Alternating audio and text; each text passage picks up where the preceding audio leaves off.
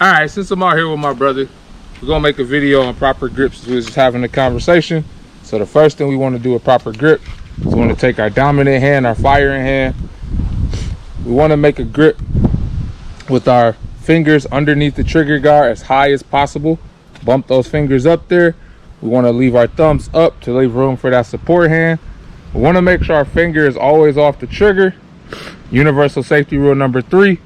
We're going to keep our finger off the trigger and outside the trigger guard until we're absolutely ready to shoot. Once we got our grip established, then we're going to take our support hand. We're going to take the meat of our hand and get as much of it on the gun as possible. Get a tight grip.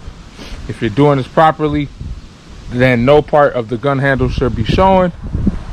We want our thumbs to be forward. We want them stacked and not crossed underneath each other like this. We want them to be stacked. Finger is still off the trigger.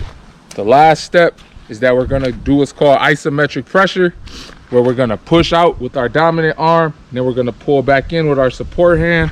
That's going to keep that gun steady while we're firing. And that's it. Did I make 60 seconds? I went a little over, but that's proper grip in a nutshell.